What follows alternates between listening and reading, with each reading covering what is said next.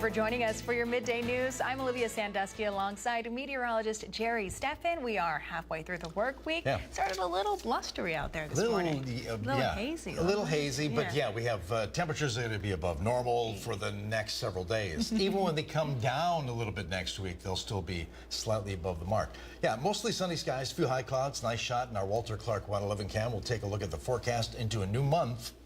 Oh my Just gosh, a bit. That's right. It's already here. All right, Jerry, thank you. That's in just a minute. Let's get to your top story this morning.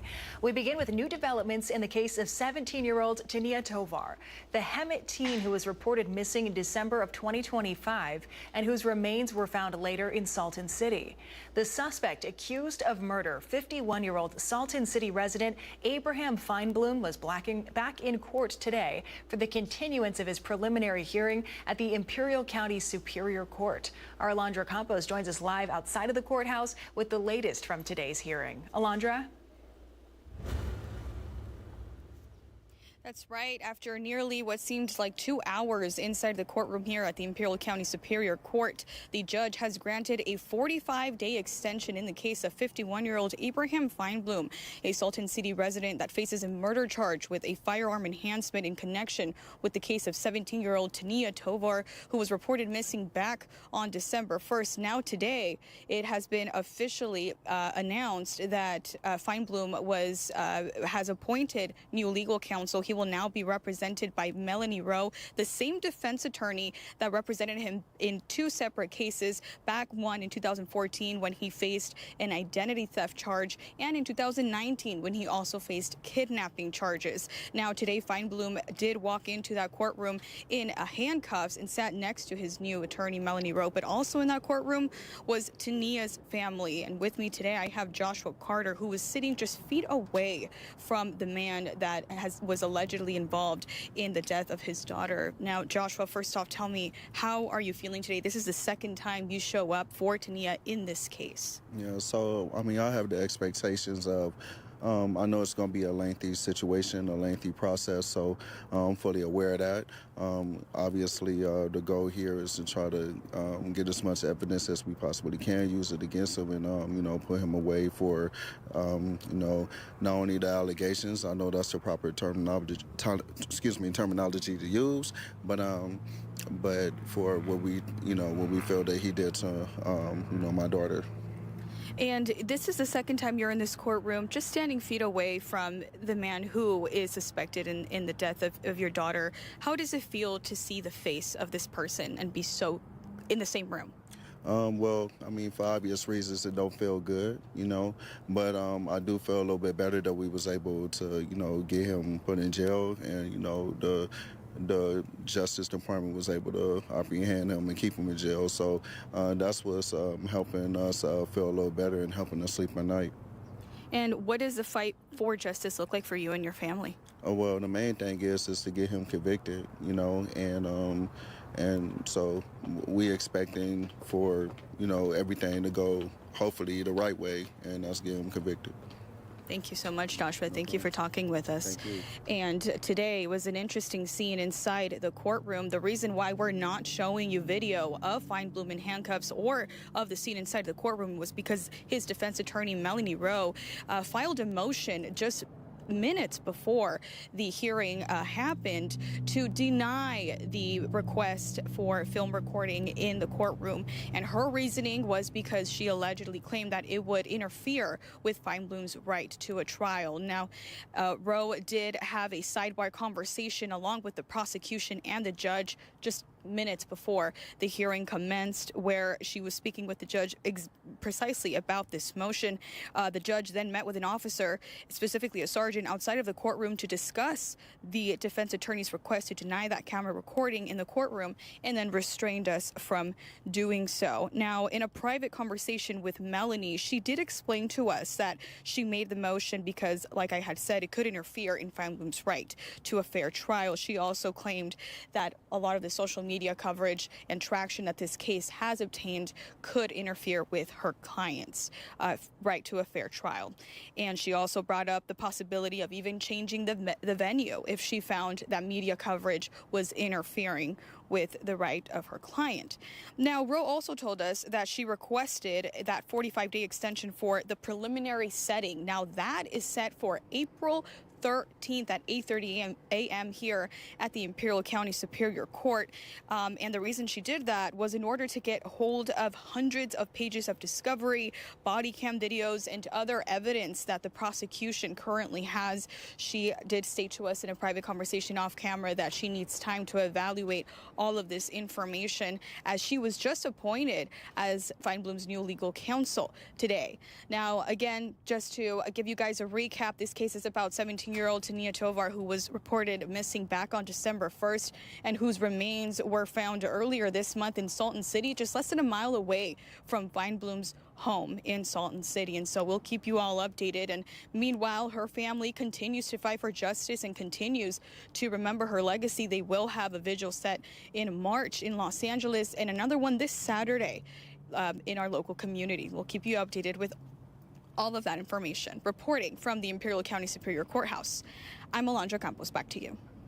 All right, Alondra, thank you for those updates this morning. We have more local headlines. At the Larson Justice Center in Indio, jury deliberations are set to continue today in the trial of a felon accused of gunning down an Indio man during what prosecutors describe as a long-running dispute.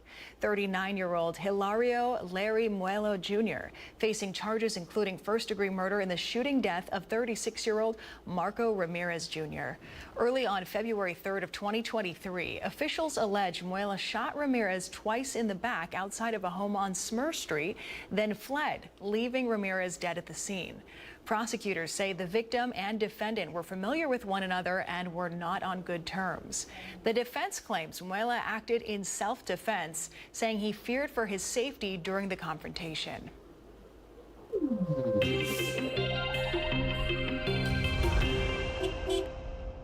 A traffic alert for you in Palm Springs this morning. Construction crews will be working at the intersection of East Palm Canyon Drive and Sunrise Way to restore asphalt in the area. The intersection is in a red flash zone that started at 7 o'clock this morning. It is expected to last throughout the day. Traffic control is on site. At least one lane will be open in all directions, but maybe take alternate routes if you can this morning to avoid the traffic. And in Cathedral City, Monty Hall Drive will see a brief closure. It's now underway. It started at 5 o'clock this morning. It runs through Friday. That's for sewer installation work near Buddy Rogers Avenue. The work is being completed for the Agua Caliente Band of Cahuilla Indians as part of a new fueling center at Agua Caliente casinos. Drivers coming from Date Palm Drive will still have a right turn only option available. Minor delays are expected, so plan ahead and allow yourself a little extra travel time in that area. Let's take you outside. A live look from our Agua Caliente casino camera downtown Palm Springs. Some beautiful blue skies out there, Jerry. Temperatures already warm this morning. That's true, yes. Temperatures are going up. Relative humidity is falling throughout the morning. 80 degrees at Palm Springs. Light winds at this moment.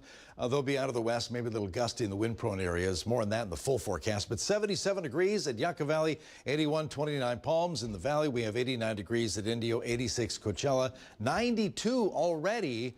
That's at Palm Desert, San Gorgonio Pass in the 70s to begin our afternoon very soon. We have high pressure over the southwest right now, and on the northern perimeter of that, we're getting some high clouds beginning to move into the area. We'll see a little bit of that today, but mostly sunny skies. And zero on radar over the southwest, a dry weather pattern that'll take us into the next several days. So high pressure keeping us above normal. Lots of low to middle 90s today. Again, we should be in the middle 70s. So a very warm day with even warmer weather on the way.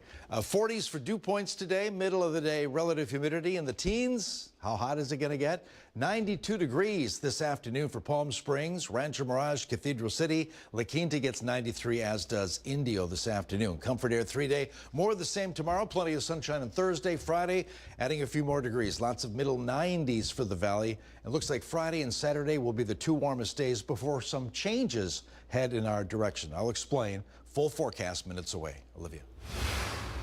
Jerry, thank you. We have some continuing coverage this morning. Nearly a year after a bombing severely damaged a fertility clinic in Palm Springs, city officials have approved plans to rebuild the facility, marking a significant step toward restoring services to the community. The project to reconstruct the American Reproductive Centers Clinic was given the green light, subject to several conditions aimed at ensuring the new building meets updated standards. The proposal was approved during last night's Planning Commission meeting, where commissioners added specific requirements related to the building's design, appearance, and safety features. Developers will now revise the plans to comply with the city's conditions before the project advances to the Architectural Review Committee for final consideration. And tonight is Palm Springs' regularly scheduled city council meeting. On the agenda is the introduction of an ordinance that would restrict attempted commercial vehicle sales in public spaces, such as parking lots and public right-of-ways like street side curbs. There will also be a review of the city's financial audits and the budget for the Palm Springs International Airport. That all gets started at 5:30 tonight, and that's at Palm Springs City Hall. Now, last night, Palm Springs Police Department held a fraud seminar. It was to educate locals on scams they might encounter in person or online. The department says that in 2025 alone, they worked on 79 different fraud cases, which resulted in an estimated loss of over $1.3 million. So to combat the high volume of scams that are targeting an older and more vulnerable population, the seminar educated locals on what to look out for, from fraud mail to scam calls. What you have is a lot of people that are trusting. In this day and age where there's AI technology, the sad part is that a lot of people can mimic other people's voices. Captain Ariza also provided tips to keep in mind if you believe you're encountering a scam. One is to notice if the potential scammer is creating urgency, and always talk to someone else if you have a gut feeling that something's wrong. And the Palm Springs Police Department is opening its doors to the public this weekend. They're holding an open house. It's on Saturday, February 28th at their Civic Center Drive facility, and it runs from 3 in the afternoon until 6. They'll be giving tours, demonstrations, and answering questions. The event is free and it's open to the public. The Palm Springs Black History Committee and the City of Palm Springs invite you to the Black History Parade and Town Fair this Saturday. There will be a vibrant downtown celebration featuring a lively parade, followed by a family-friendly fair with live entertainment, delicious food, local vendors, and community resources. This year marks 39 years of honoring Black history, culture, and contributions right here in our community. Not just a tradition, but a lasting legacy. So you can join the celebration Saturday. The parade steps off at 11 a.m., followed by the town fair at noon in downtown Palm Springs. Still ahead on your midday news, a local assembly member is initiating a new bill to the state capitol that could affect gas taxes for a year. We'll tell you more about that right after this break.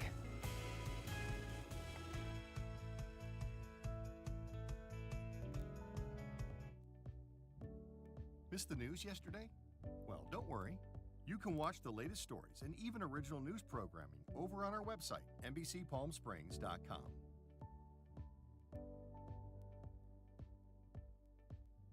Every morning at 6 a.m., Jerry and I are here to help you start your day informed and connected. And after our newscast, I head out into our community to listen and bring you the stories that truly impact our lives here in the Valley so that your voice is heard.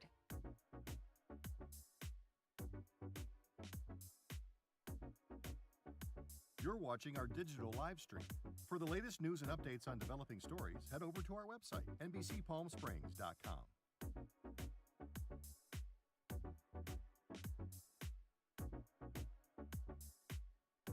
Don't miss our digital exclusive content.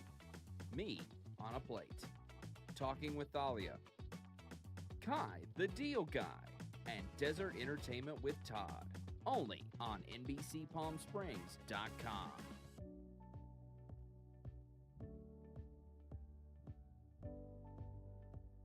News isn't all we do. We have a wide variety of original programming for you to enjoy over on our website, NBCPalmSprings.com.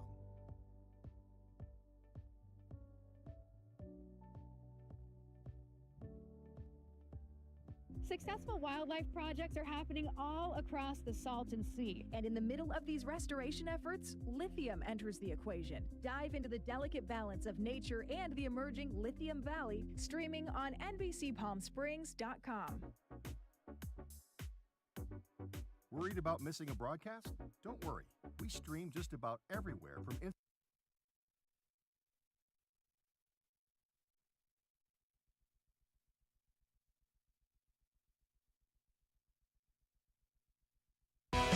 committed to covering our community. You're watching NBC Palm Springs at 11. Welcome back. A new bill at the state capitol could temporarily eliminate California's gas tax. AB 1745, introduced by local assembly member Jeff Gonzalez, would suspend the state's motor vehicle fuel tax for 1 year. That tax is currently charged per gallon on fuel removed from refineries brought into the state or sold in California. Under the proposal, any savings from the suspended tax must be passed directly on to drivers. Businesses that fail to lower prices accordingly could face penalties under California's unfair competition laws. Californians pay among the highest gas prices in the nation. And while families are tightening their belts, Sacramento continues to ask them for more. For many communities in Assembly District 36, driving isn't optional, it's essential. The measure requires a 2/3 vote and would take effect immediately if approved, with supporters saying it's aimed at quickly lowering gas prices for California drivers. Amazon is celebrating the national official opening of their new facility in Desert Hot Springs today. That ribbon cutting ceremony you just saw there happened at 9:30 this morning, known as the Amazon Inbound Cross Dock. It's a brand new 639,000 square foot facility off of 19th Avenue. Amazon says the facility will help with consolidating inventory before bulk shipments are sent to fulfillment centers around the area. It's expected to create nearly 2,000 jobs in the region. The Ranch Recovery Centers will host a dedication ceremony Friday morning to recognize donors who helped fund its new medical services building. The event begins at 11:30 at the morning at the nonprofit's main campus on Annandale Avenue in Desert Hot Springs. The new facility will support on-site medical care, including routine checkups, medication dispensing, treatment, and psychiatric services. The ranch provides comprehensive substance use treatment to hundreds of adults each year, along with family support services. And in some news across the country, President Donald Trump's State of the Union address touched on the nation's economy and immigration. Karen Kafa is on Capitol Hill with a recap and a reaction. President Trump Tuesday night painted a picture of the U.S. economy largely at odds with what economic data, polling, and consumer sentiment surveys show. Inflation is plummeting. Incomes are rising fast. The roaring economy is roaring like never before. And attacked Democrats' affordability agenda. They knew their statements were a dirty, rotten lie. Their policies created the high prices. We are doing really well. As he entered the chamber, Trump greeted 3 of the 6 Supreme Court justices who ruled against his sweeping emergency tariffs on Friday, then later slammed their decision. They got it really wrong. The president also addressing foreign policy hotspots like Venezuela and Iran. My preference is to solve this problem through diplomacy. But one thing is certain, I will never allow the world's #1 sponsor of terror, which they are by far, to have a nuclear weapon. And using an appearance by the Olympic champion U.S. men's hockey team to underscore his theme of America winning. Democrats rebutted the speech in different ways. Congressman Al Green of Texas was removed from the chamber early on for a protest. Dozens of other Democratic lawmakers attended a counter rally on the National Mall. We are better than what is under that Capitol right now. But the official Democratic response was delivered by Virginia Governor Abigail Spanberger, elected last November, and offering a preview of Democrats' potential midterm approach.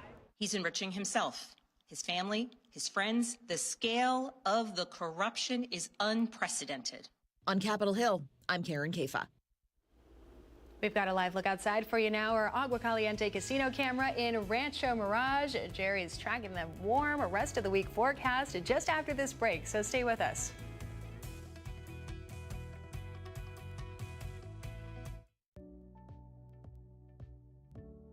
Missed the news yesterday?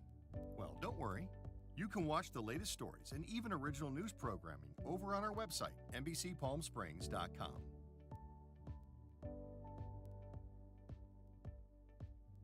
Every morning at 6 a.m., Jerry and I are here to help you start your day informed and connected. And after our newscast, I head out into our community to listen and bring you the stories that truly impact our lives here in the Valley so that your voice is heard.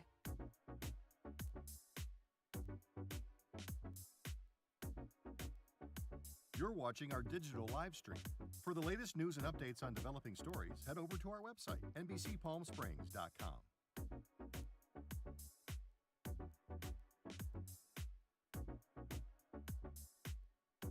Don't miss our digital exclusive content.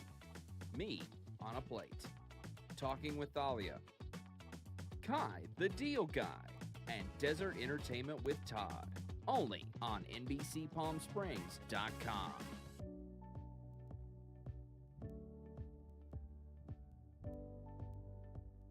News isn't all we do.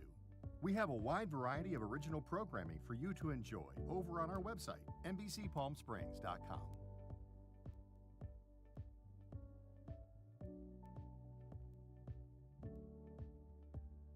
Successful wildlife projects are happening all across the Salton Sea. And in the middle of these restoration efforts, lithium enters the equation. Dive into the delicate balance of nature and the emerging Lithium Valley, streaming on NBCPalmSprings.com.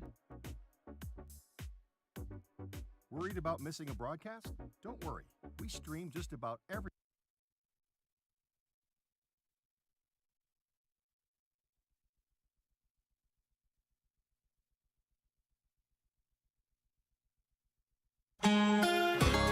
Looking at the Walter Clark 111 cam. Yeah, mostly sunny skies, a few wispy high clouds. That's about it. Mostly sunny skies the next couple of afternoons with the same setup. Now, yesterday we had above normal numbers at about 10 degrees above normal. 76, that's our reference number. That's where we should be in the month of February, but 85 yesterday and even warmer weather down the line. Okay, 78 degrees currently Yucca Valley, mostly sunny, 82 at Indio, 85 degrees at Palm Springs, 82 at Desert Hot Springs. Winds, not all that bad, around that 10-mile-an-hour mark, and they should be out of the west a little later on today, getting a little bit more gustier, but no wind advisories, not going to be that strong. Visible satellite, looking down at cloud tops, not seeing many, but you can see a little bit of wispy high clouds on our visible satellite over the Coachella Valley. Radar, we're quiet in that department. Not a whole lot going on over the southwest. In fact, not much happening at all over the next few days. The radar should stay clean as we move into the weekend. Closest we'll see rain will be well to the north. There's a trough of low pressure that's heading in our direction, but it's going to fade away. Actually, we have a blocking high over the southwest, keeping anything like that from approaching us. So because of that front, it'll become a little gusty late in the day at wind-prone areas, and the ensemble forecast as far as future precipitation over the next 24 hours agrees that it stays dry. You can see a little blip of green there. That's the closest rain will be over the next 24 hours to the Coachella Valley. So winds will pick up, but low 20-mile-an-hour sustained winds around Desert Hot Springs and along and north of I-10 in the wind-prone areas. That backs off on Thursday. The winds do pick up a little bit just in the wind-prone areas on Saturday, and again out of the west. Surface moisture remains dry, middle of the day relative humidity in the teens through this coming weekend. Let's talk temps. 92 degrees today in Palm Springs, 93 at Indio, overnight lows, upper 50s, lower 60s, above normal numbers there. High pressures still sticking around tomorrow, mid to maybe even upper 90s tomorrow afternoon. 93 degrees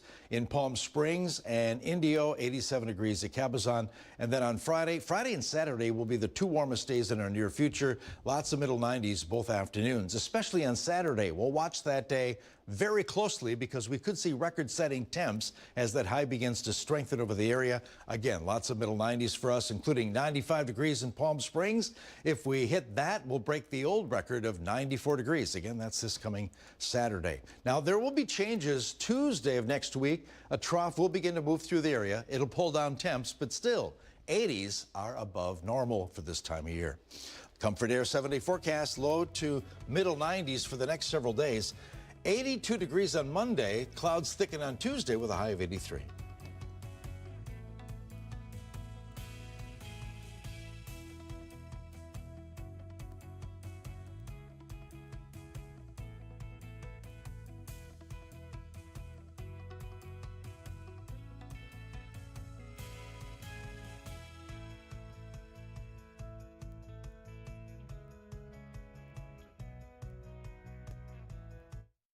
I are here to help you start your day informed and connected. And after our newscast, I head out into our community to listen and bring you the stories that truly impact our lives here in the Valley so that your voice is heard.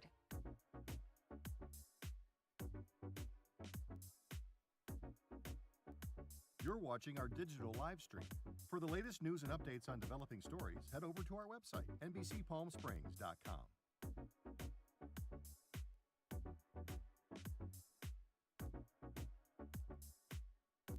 Don't miss our digital exclusive content. Me on a Plate. Talking with Thalia. Kai, the Deal Guy. And Desert Entertainment with Todd. Only on NBCPalmSprings.com.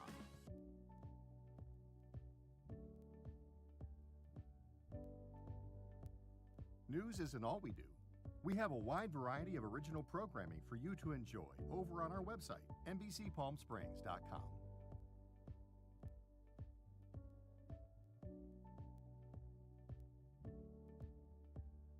Successful wildlife projects are happening all across the Salton Sea. And in the middle of these restoration efforts, lithium enters the